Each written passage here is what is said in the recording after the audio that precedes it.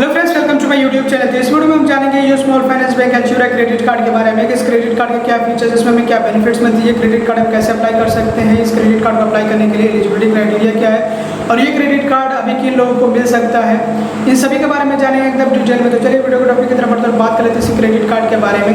तो सबसे पहले हम यहाँ पर बात करेंगे इसके फीचर्स और बेनिफिट्स के बारे में। शुरुआत करते हैं वेलकम ऑफर से। तो जब आपको ये क्रेडिट कार्ड इशू किया जाता है तो कार्ड सेटअप के 60 डेज के अंदर, मतलब जब आपको क्रेडिट कार्ड मिला तो उसके 60 दिन के अंदर अंदर आप इस क्रेडिट कार्ड से मिनिमम 2500 रुपये स्पेंड करते हैं, मतलब 2500 रुपये का ट्रांजेक्शन करते हैं तो आपको 5% का कैशबैक मिलता है। लेकिन ये जो कैशबैक मिलता है इस पर एक लिमिट होती है या फिर आप कह सकते हैं कैपिंग होती है, जो कि 150 रुपये की होती है पर स्टेटमेंट साइकिल में। ये याद रखिएगा, मैक्सिमम जो है आपको 150 रुपये तक का कैशबैक मिल सकता है। इसके अलावा आगे बढ़ते हैं, अब बात करते हैं इसके मेन फीचर्स और मेन बेनिफिट्स के बारे में।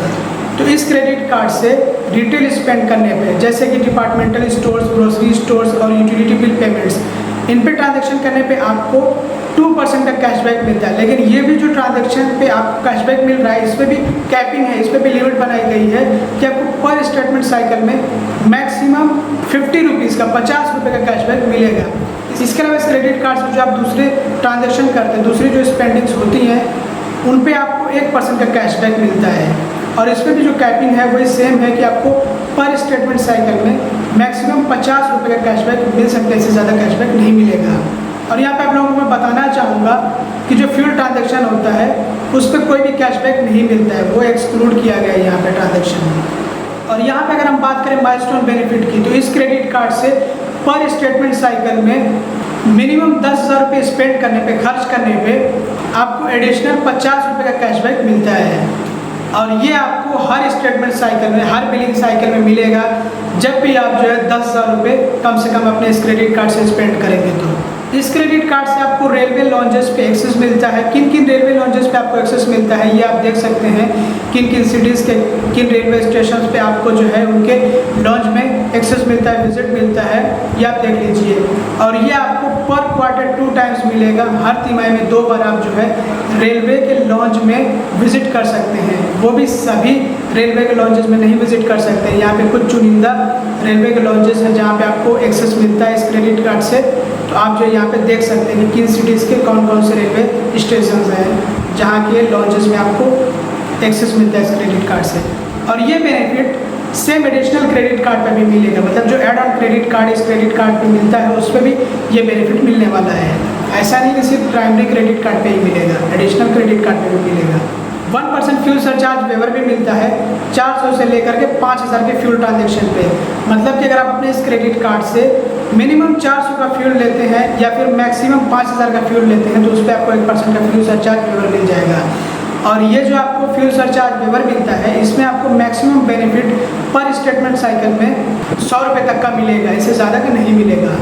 और इस क्रेडिट कार्ड में वो कार्ड लायबिलिटी कवर मिलता है, जिसका मतलब ये होता है कि अगर आपका क्रेडिट कार्ड कहीं पे गुम हो जाता है, फिर चोरी हो जाता है और उस क्रेडिट कार्ड से फ्रॉड ट्रांजैक्शन वगैरह हो जाते हैं जो आपने नहीं किए, तो फिर वहाँ पे आपकी ज़ीरो लायबिलिटी होती है, मतलब आपकी कोई जिम्मेदारी नहीं होती है। जिम्मेदारी न होने का मतलब ये है कि आपके ऊपर कोई बोझ नहीं होता कि आपके क्रेडिट कार्ड से ट्रांजेक्शन हो तो आपको भरना पड़ेगा, नहीं, बस आपको रिपोर्ट करना होता है बैंक को कि आपका क्रेडिट कार्ड चोरी हुई या फिर गुम हो गया है, तो आपको रिपोर्ट करना होता है कि आपके क्रेडिट कार्ड से ट्रांजैक्शन वगैरह हुए हैं, जो कुछ भी। लेकिन यहाँ पे एक बात का ज़रूर ध्यान दीजिएगा कि इसके लिए काफ़ी सारे टर्म्स एंड कंडीशन होते हैं जो कि आपको पढ़ने चाहिए। यहाँ पे आपको नीचे डिस्क्रिप्शन में लिंक दे दूँगा।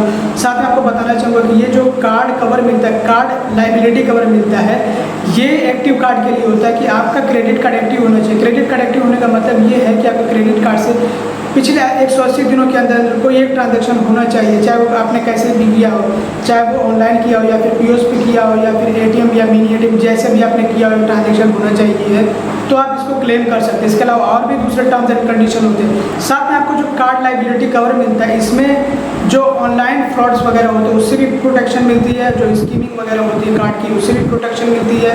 तो आपका जो क्रेडिट कार्ड है ये फुली प्रोटेक्टेड रहता है। इस क्रेडिट कार्ड में कॉन्टैक्टलेस पेमेंट का फीचर मिलता है, तो इस क्रेडिट कार्ड से कॉन्टैक्टलेस पेमेंट किया जा सकता है 5,000 रुपये तक बिना पिन एंटर किए, सिर्फ अपना कार्ड टाइप करके 5,000 रुपये तक पेमेंट किया जा सकता है। और एक्सप्रेस ईएमआई की फैसिलिटी मिलती है आपको 2,000 रुपये और 2,000 रुपये से ऊपर के ट्रांजैक्शन को आप चाहें तो ईएमआई में कन्वर्ट करा सकते हैं। इनके कस्टमर केयर पर कॉल करके आप जो ईएमआई की फैसिलिटी ले सकते हैं, मतलब कि एक्सप्रेस ईएमआई आप ऑन करा सकते हैं। सकते हैं। इस क्रेडिट कार्ड में आपको एड-ऑन कार्ड्स की भी फैसिलिटी मिलती है, तो आप चाहें तो अपने फैमिली मेम्बर में किसी को एड-ऑन कार्ड दिला सकते हैं, वो भी फ्री रहने वाला है। फ्री का मतलब ये है कि उसका कोई इशुएंस चार्ज या एनुअल चार्ज नहीं होगा, नहीं तो कहीं पे आप उसको एकदम से फ्री समझ लेंगे। बात करते हैं इस क्रेडिट कार्ड की फीस और चार्जेस के बारे में। तो इस क्रेडिट कार्ड की जो एनुअल फ़ी है वो 199 रुपीज़ प्लस GST, 199 रुपये प्लस GST है। लेकिन अगर आप अपने इस क्रेडिट कार्ड से कार्ड इशू होने के 90 दिनों के अंदर अंदर 10,000 रुपये या फिर 10,000 रुपये से ज़्यादा स्पेंड कर देते हैं, 10,000 से ज़्यादा की स्पेंडिंग पे आपको जो एनुअल फ़ी लगने वाली होती है वो वेव कर दी जाती है, माफ़ कर दी जाती है।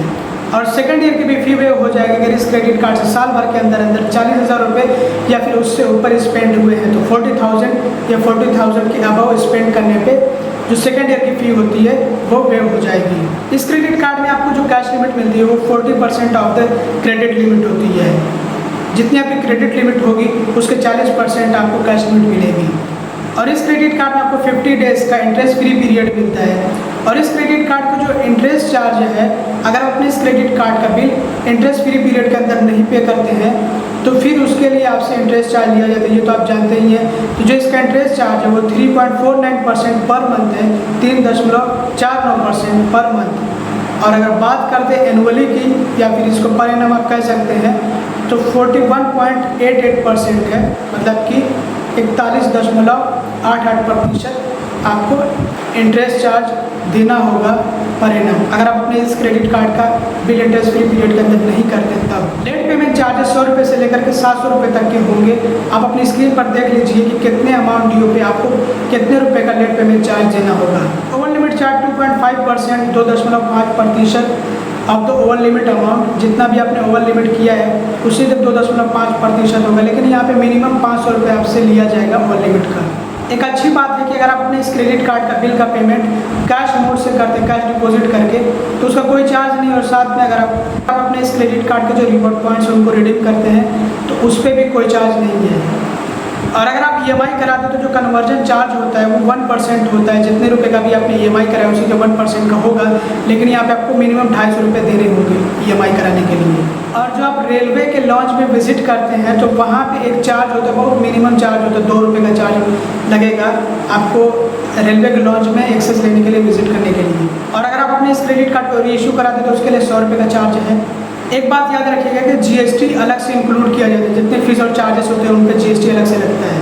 दोस्तों बात कर लेते हैं एलिजिबिलिटी क्राइटेरिया के बारे में। तो इस क्रेडिट कार्ड के लिए जो एज होनी चाहिए वो है 21 ईयर्स टू 60 ईयर्स, मिनिमम 21 साल और मैक्सिमम 60 साल। और अगर आप किसी को एड-ऑन कार्ड दिला रहे हैं तो उसकी जो एज होनी चाहिए वो 18 साल और साथ ही साथ इंडियन रेसिडेंट होना जरूरी इस क्रेडिट कार्ड को अप्लाई करने के लिए। अभी आप ये सोच रहे होंगे कि आप कि इतना ईजी है क्राइटेरिया, तो फिर तो किसी को भी क्रेडिट कार्ड मिल जाएगा जिसकी एज जो है 21 से 60 साल की होगी, तो ऐसी बात नहीं है। एक तो सबसे पहली बात यह है कि ये क्रेडिट कार्ड अभी सभी के लिए अवेलेबल नहीं है, और दूसरी बात क्रेडिट कार्ड इतनी आसानी से सबको मिलता नहीं है। जो पहली बात है सबसे पहले उस पर आते हैं कि ये क्रेडिट कार्ड अभी सभी के लिए अवेलेबल नहीं है। ये क्रेडिट कार्ड बैंक जो है अभी सिर्फ अपने कस्टमर को दे रहे हैं, मतलब जो है AU स्मॉल फाइनेंस बैंक के कस्टमर्स को ही अभी क्रेडिट कार्ड इशू किया जा रहा है। इससे पहले की वीडियो मैंने आप लोगों को बताया था कि AU स्मॉल फाइनेंस बैंक ने अभी अपने क्रेडिट कार्ड्स लॉन्च नहीं किए, ऑफिशियली लॉन्च नहीं किए, मतलब कि अभी जो क्रेडिट कार्ड्स मिल रहे हैं वो AU स्मॉल फाइनेंस बैंक के जो कस्टमर्स उन्हीं को मिल रहे हैं। तो यहाँ पे आप ये सोच रहे होंगे तो फिर तो सभी AU स्मॉल फाइनेंस बैंक के कस्टमर्स जो हैं वो एलिजिबल होंगे, सबको मिल जाएंगे क्रेडिट कार्ड्स। तो ऐसी बात भी नहीं है। देखिए बैंक जिसको भी एलिजिबल पाता है, जो भी एलिजिबल होगा क्रेडिट कार्ड के लिए बैंक उसको क्रेडिट कार्ड ऑफर करेगा, और नहीं तो आप खुद अप्लाई कर सकते हैं। मतलब कि जो AU स्मॉल फाइनेंस बैंक के कस्टमर है वो अप्लाई कर सकते हैं। अगर आप एलिजिबल होंगे, मतलब कि AU स्मॉल फाइनेंस बैंक का कोई कस्टमर वो अप्लाई करता है, वो एलिजिबल है, तो बैंक ऑफकोर्स से उसको क्रेडिट कार्ड इशू करेगा, क्रेडिट कार्ड देगा। और एलिजिबल नहीं है तो फिर नहीं देगा। अब यहाँ पे सबसे बड़ी बात आती है कि एलिजिबल कौन है कौन नहीं, ये कैसे पता करें। तो यहाँ पे देखिए साफ साफ बैंक ने लिख रखा है कि देखिए ये डिसाइड करना तो बैंक के हाथ में है, ठीक है। ये हम और आप नहीं डिसाइड कर सकते कौन एलिजिबल है कौन एलिजिबल नहीं है, क्योंकि इस बात को लेकर के एक लड़के से मेरी बहस भी हो गई थी कि आप क्यों नहीं बताते कि कौन एलिजिबल है, आप बताइए किस काम के हैं आप, सारा बैंक जानते तो फिर आप क्या जानते हैं। तो बहरहाल ये एक बात निकल गई, तो मैंने सोचा कि आप लोगों को बता दूं, ये बैंक डिसाइड करता है, ये डिसीजन बैंक के हाथ में होती है। मैं कोई अथॉरिटी नहीं हूँ कि मैं आपको बताऊँ। तो एप्लीकेशन को अप्रूव करना या फिर रिजेक्ट करना ये बैंक के हाथ में है। और बैंक अभी जो अपने कस्टमर्स को दे रहा है ये क्रेडिट कार्ड, अगर आप AU स्मॉल फाइनेंस बैंक के कस्टमर हैं तो आप अप्लाई कर सकते हैं। चाहे तो आप इनके ब्रांच से ऑफलाइन अप्लाई करें, या फिर अगर आप चाहें तो इस तरह से ऑनलाइन भी आप अप्लाई कर सकते हैं। इसके लिए आप लोगों को मैं नीचे डिस्क्रिप्शन में लिंक दे दूँगा, यहाँ पे आप देख लीजिए ना, लिंक यहाँ पे एकदम साफ साफ पता लग रहा है, डायरेक्टली आप विजिट कर लीजिएगा।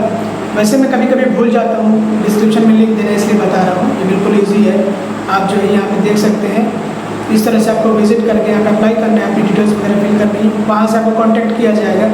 तो बहरहाल ये क्रेडिट कार्ड अभी सभी के लिए नहीं है, बट बैंक जिनको भी एलिजिबल देख रहा है उनको दे रहा है, तो इसलिए आपको AU स्मॉल फाइनेंस बैंक के क्रेडिट कार्ड के वीडियोस यूट्यूब पे देखने को मिल रहे होंगे।